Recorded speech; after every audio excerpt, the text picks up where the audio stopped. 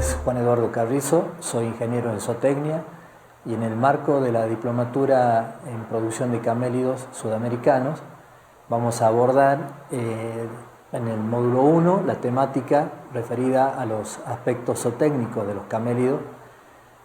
principalmente considerando aquellas cuestiones que hacen a la estructura corporal y el balance, y sobre todo poniendo principal atención a los defectos que pudieran aparecer en esta temática de la estructura corporal. Vamos a tratar de diferenciar esos defectos analizando las diferentes partes del cuerpo y por supuesto vamos a mostrar imágenes comparativas de los casos en donde aparecen correctamente y a donde están marcados o claramente visibles aquellos defectos que vamos a considerar en esta clase.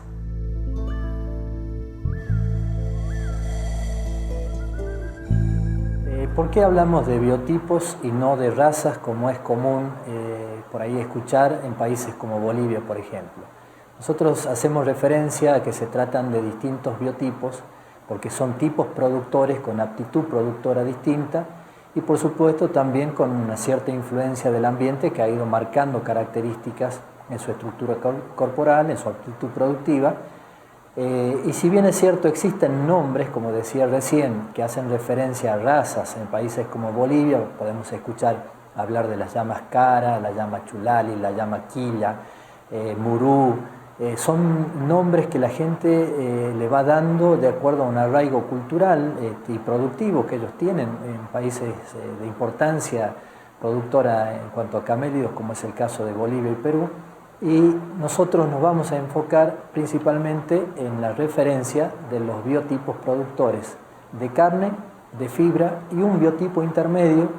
al cual le damos una principal o especial atención porque se trata de un biotipo muy característico de la zona de la puna catamarqueña, jujeña y salteña, que es una llama doble propósito, un biotipo al cual nosotros denominamos antofalla. Estos diferentes biotipos, si analizamos sus características principales, vamos a ver que encontramos distintos tipos de cabeza, distintos tipos de perfiles en esa cabeza, distinto grado de cobertura de fibra en los miembros y el cuerpo en general, y por supuesto tamaños distintos, los cuales los vamos evaluando o lo podemos evaluar midiendo, pesando el peso adulto del animal. Y esto nos va marcando que existen animales realmente grandes, con muy buena estructura ósea, con una gran capacidad para producir carne por su estructura, capaz de soportar una gran cantidad de kilos de músculos. Y también tenemos animales más angulosos, descarnados, más pequeños, que tienen aptitud productora de fibra, lógicamente, con muy buena finura, pero que además en su aspecto general se parecen más a una alpaca que a una llama, ¿no? Es casi una combinación de las dos especies que aparece justamente en el animal que tiene esa aptitud productora de fibra. Haciendo un repaso, digamos, de lo que vimos hasta ahora, nosotros vamos a intentar que estos diferentes biotipos no confundan los criterios de evaluación de estos aspectos zootécnicos que vamos a afrontar a lo largo de la clase y que son fundamentalmente el balance corporal y la corrección de aplomos de los miembros en los animales que vamos a observar y evaluar.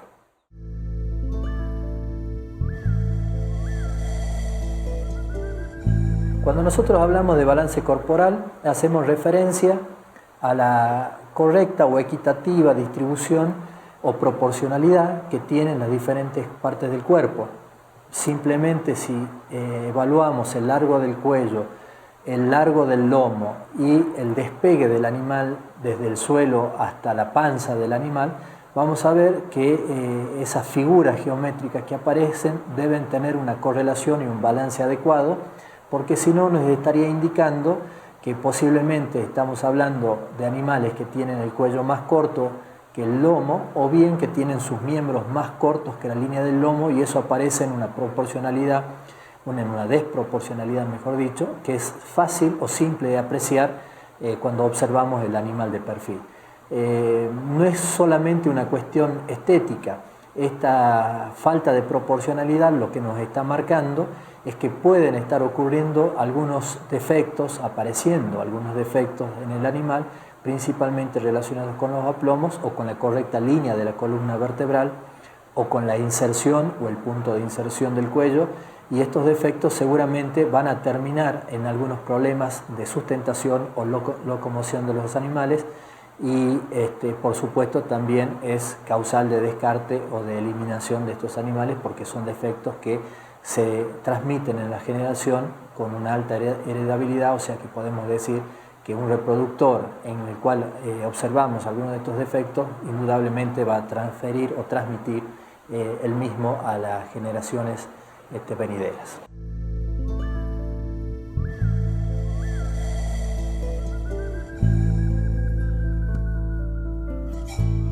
Vamos a analizar un aspecto que es muy importante. La línea superior del animal, la línea del lomo, es idealmente correcto que sea una línea recta sin ningún tipo de desviación. Las desviaciones que podemos encontrar en la línea superior del animal tienen nombre propio, son defectos y malformaciones que reciben el nombre de lordosis, que es una desviación típica que aparece con mucha frecuencia en los camélidos, principalmente en la llama. Es una concavidad visualizada en el perfil, visto el animal de perfil, y esta deformación de la línea superior o de la columna vertebral puede presentarse tanto en la zona torácica, pelviana del animal sobre la línea de la columna, o también en la zona dorsal de la columna. Entonces, el defecto es el mismo independientemente de la zona o de la región de la columna en la que aparezca. En el caso de la cifosis, es una convexidad que aparece sobre la línea normal de la columna, también en cualquiera de las regiones de la columna, ya sea torácica, abdominal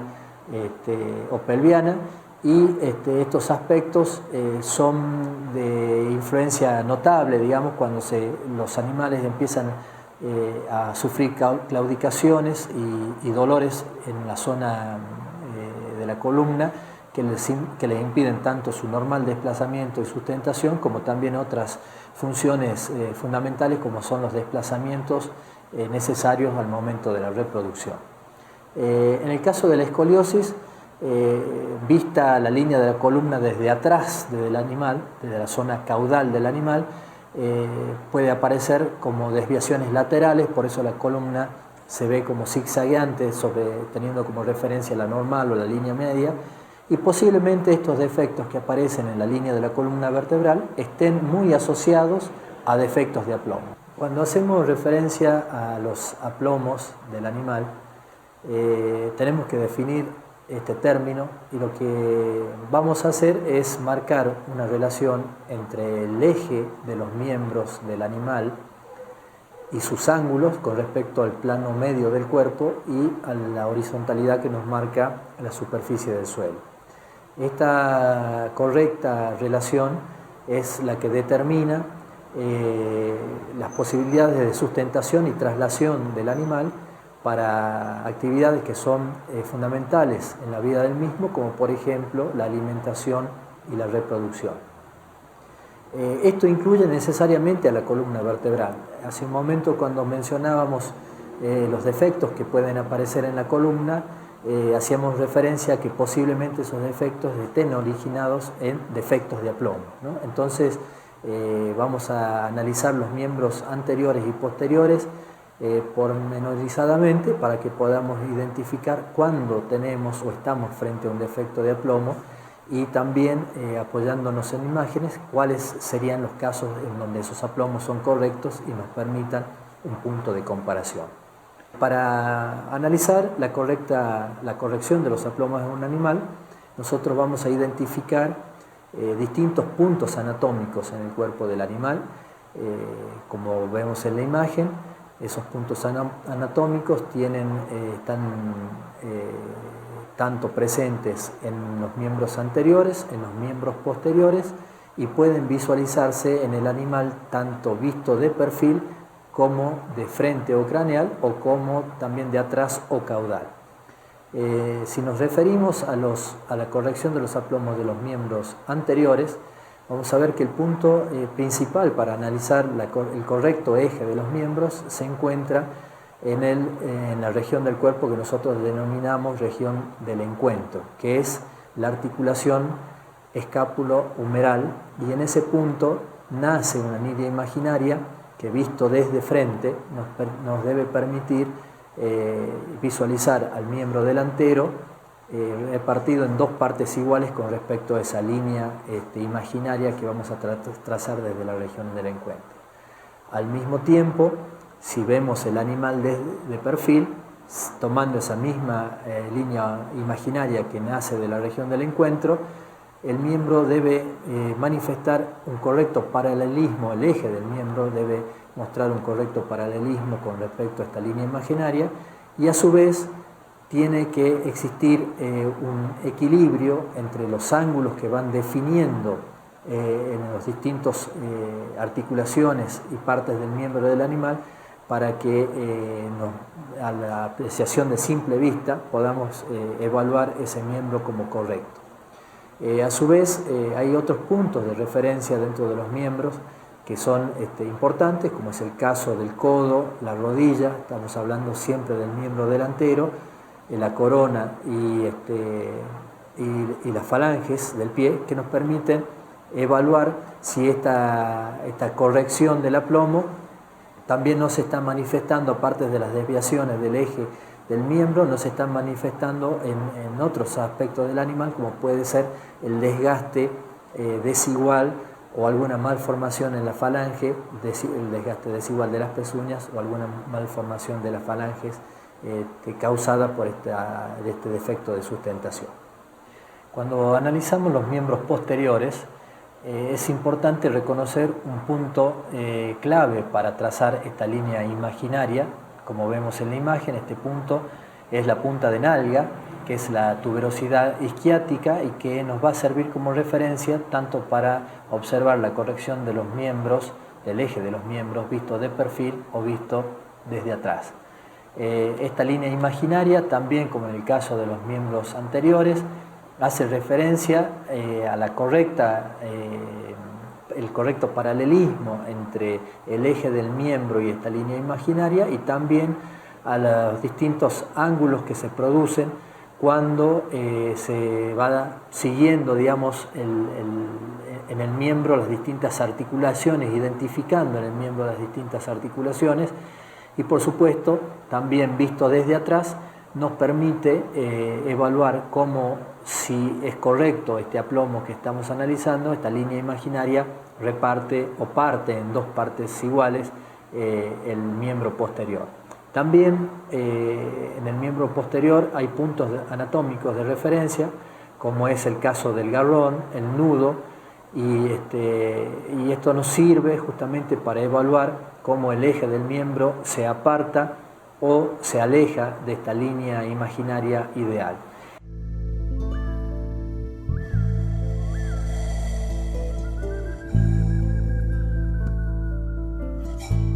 La pérdida, digamos, de esta linealidad a lo largo del miembro, del eje del miembro, puede estar a lo largo de todo el miembro o en una parte de él. Entonces, de acuerdo a la región del miembro donde se produzca esos desvíos, vamos a ver que los defectos de aplomo van tomando nombres diferentes, y nos vamos a apoyar en imágenes para ir identificando cada uno de ellos. Visto de perfil el animal, y si tomamos como referencia sus miembros delanteros, esa línea imaginaria nos va a permitir analizar el correcto paralelismo que tiene el miembro a lo largo de toda su extensión o en parte de él. En la primera imagen lo que vemos es que la articulación de la rodilla está desplazada hacia atrás de esa línea imaginaria, por lo tanto tenemos un defecto que se denomina trascorvo. En el caso de la imagen siguiente, con respecto a esa línea imaginaria, la articulación de la rodilla se va hacia adelante, por eso toma la denominación de corvo. Si todo el eje del miembro en toda su extensión está desplazado hacia atrás de esa línea imaginaria, el defecto toma el nombre de remetido, y si está con respecto a esa línea imaginaria desplazado todo el eje del miembro hacia adelante, en ese caso el defecto es plantado. Es importante reconocer si es que el defecto se encuentra a lo largo de toda la línea del miembro o en parte de él. Por ejemplo, en este caso de la primera imagen, el defecto es abierto de rodillas, porque el arqueo o la curvatura se produce a la altura de esa articulación, y entonces ese defecto, decía, toma el nombre de abierto de rodillas. En el caso inverso, cuando la articulación de la rodilla se va hacia adentro, es cerrado de rodillas, y cuando todo el eje del miembro está separado hacia el lateral, hacia afuera, el defecto es abierto de adelante, y en el caso inverso, cuando todo el eje del miembro se cierra hacia la línea media del animal, se llama cerrado de adelante. Tenemos otros casos en donde el defecto aparece en la parte baja del miembro, y en ese caso es una desviación a la altura ya de las falanges. Entonces, cuando los dedos del animal están orientados hacia afuera, toma el nombre de patizambo, y cuando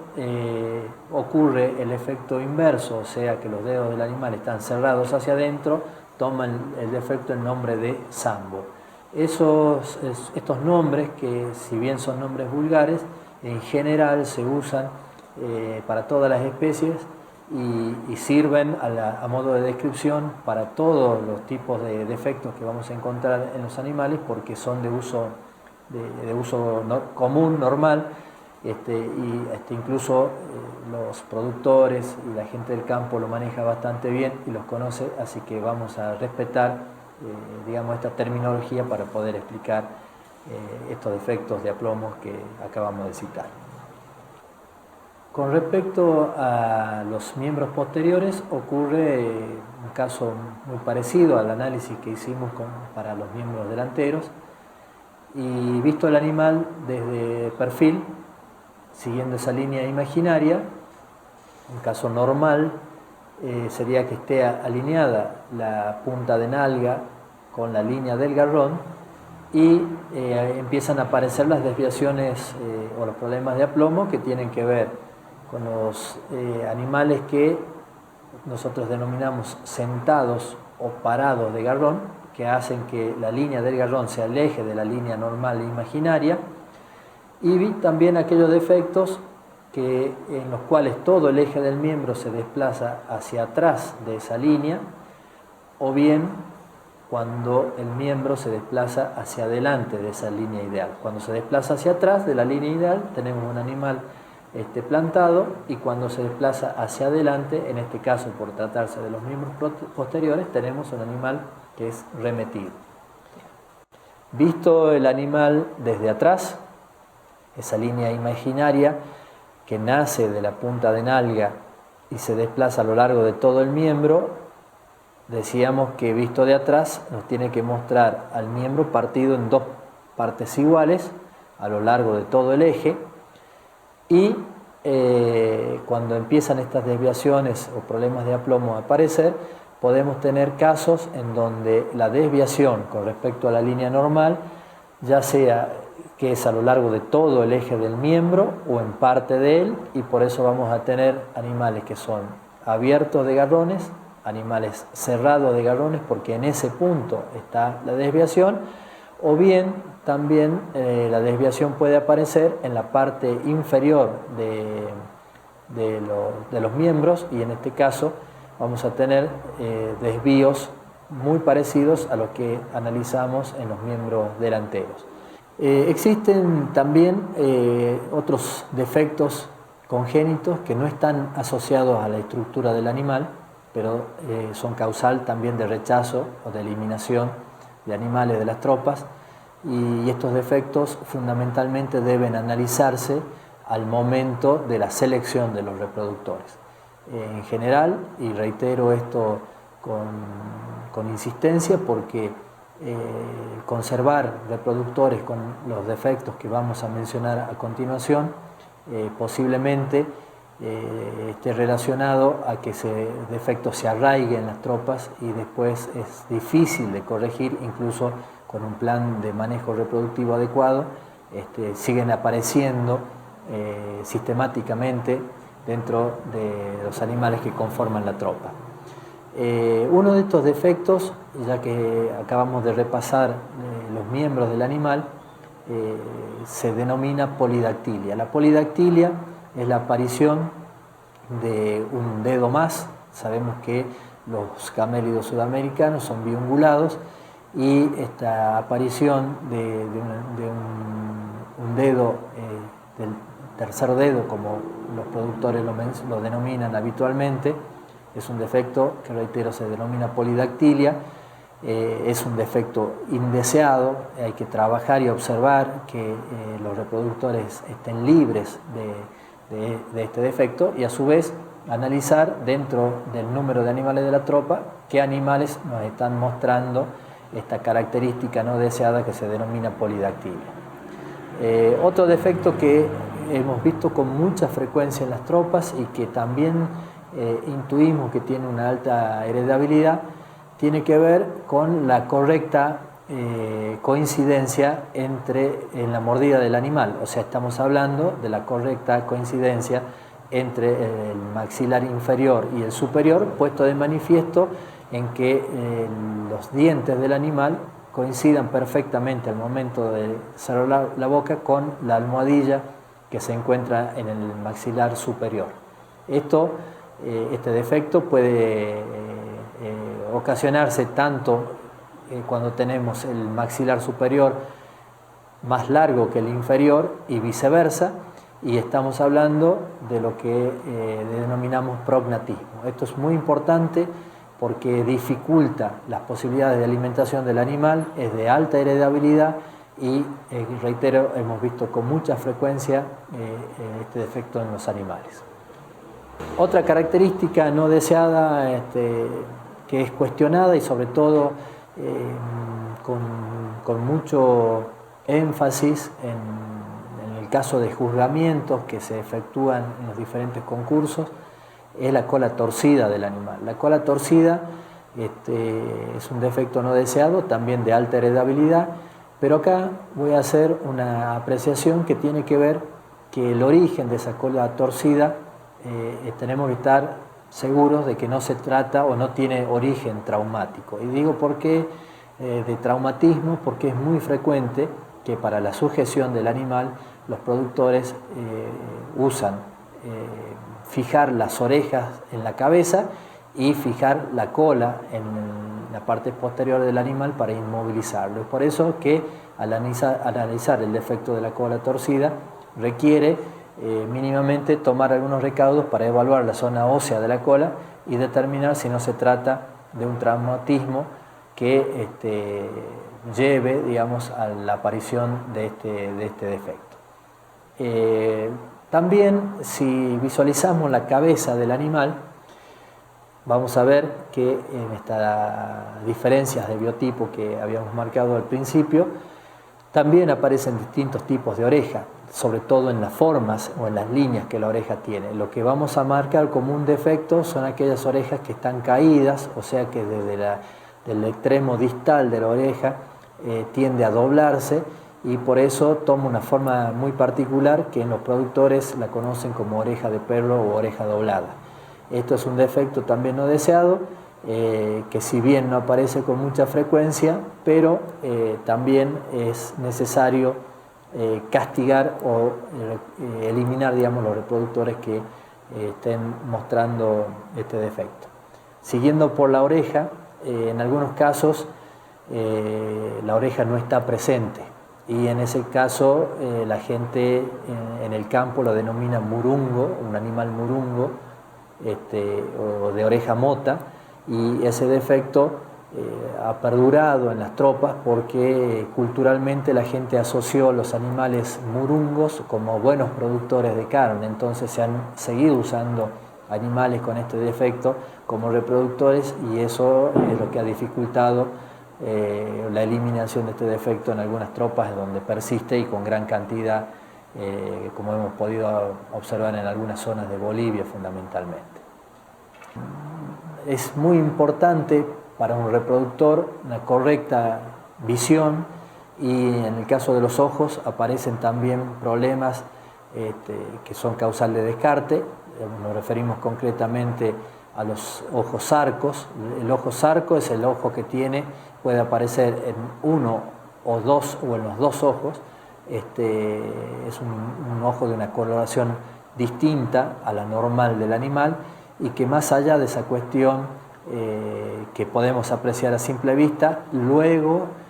sobre todo en las zonas de alta insolación,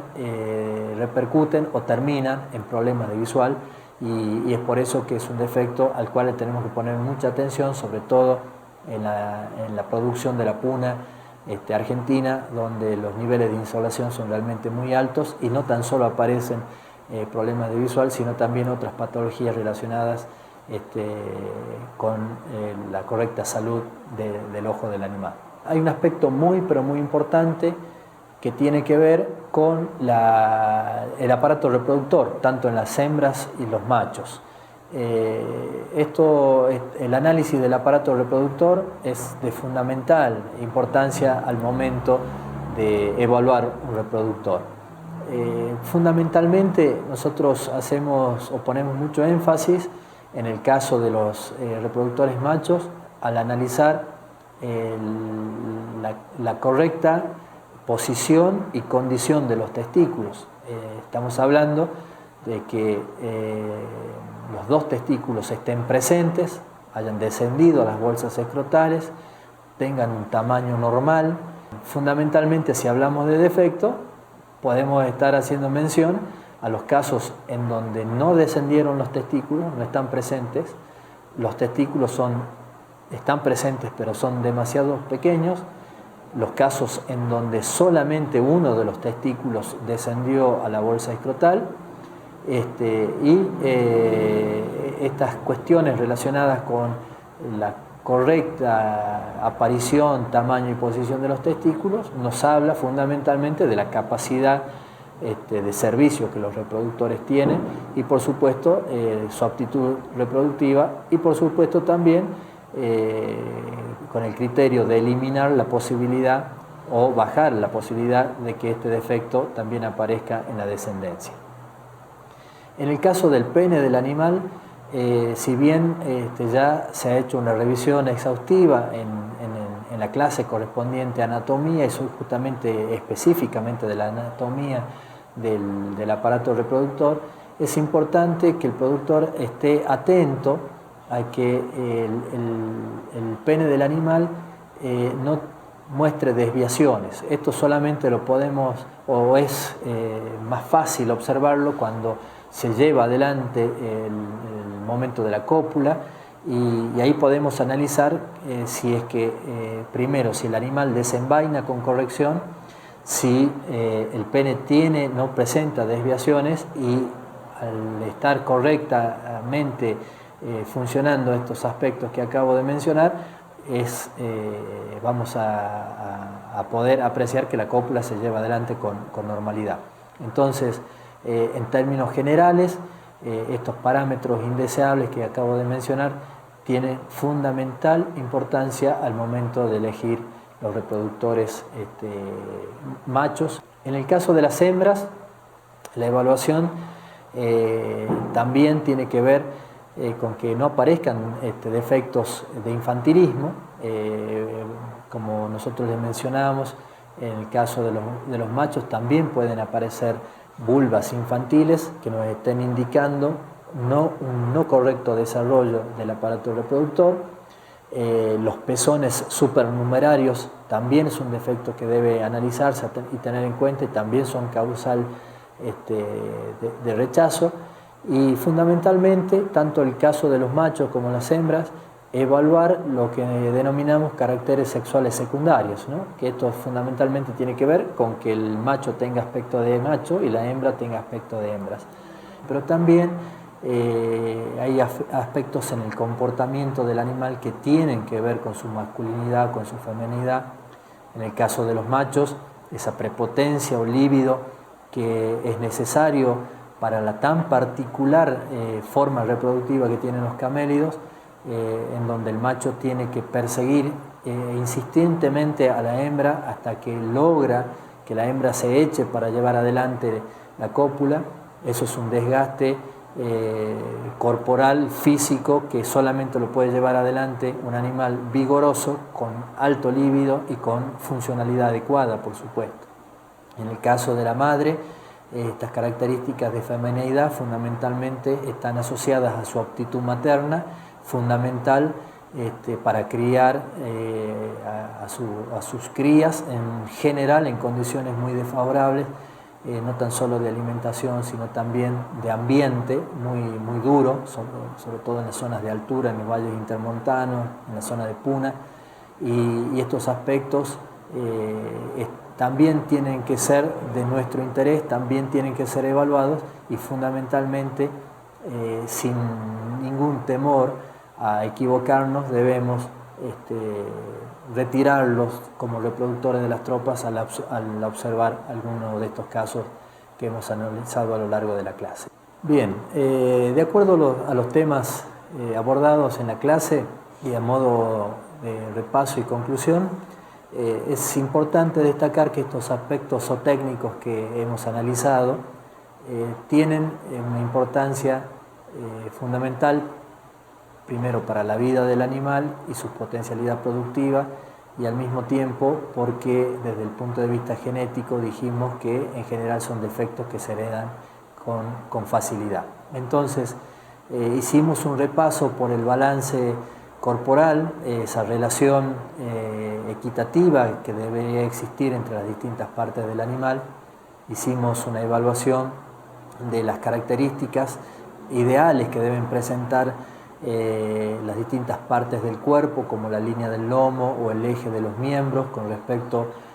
a líneas que se establecen desde puntos anatómicos que se toman como referencia a tal fin. Hemos analizado la relación que debe existir entre los ángulos en las articulaciones para que este balance y para que esta correcta estructura funcionen, y digo funcionen porque la funcionalidad del animal es lo importante en este caso y depende de esa correcta estructura corporal.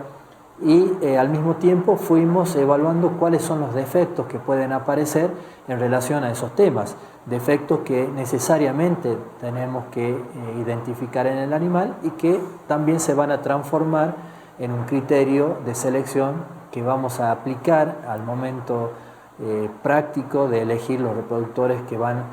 a quedar trabajando en la tropa. Al mismo tiempo hemos asociado a estos defectos de estructura corporal algunos otros defectos que son causal de rechazo, no solo por su alta heredabilidad, sino también porque condiciona la calidad de vida animal, su potencial productivo, y se van a instalar o se van a arraigar en la tropa debido a la frecuencia con que aparecen luego de que estos reproductores trabajan en la tropa sin un proceso de selección previo. En general, la conclusión es prestar mucha atención a estas condiciones de estructura, a la presencia de estos defectos, y en la práctica llevar adelante un proceso de selección de reproductores adecuados, no tan solo para evitar males, sino para mejorar también los beneficios. Con esto damos por concluida la clase de aspectos corporales y zootécnicos de los camélidos sudamericanos. Vamos a apoyar todo lo revisado en esta clase con material bibliográfico que va a ser aportado a los estudiantes, y por supuesto también con las consultas en línea según lo pactado en el marco de la diplomatura, en donde vamos a poder indagar un poco más y responder algunas inquietudes que se hayan generado luego de revisado el material que está a disposición.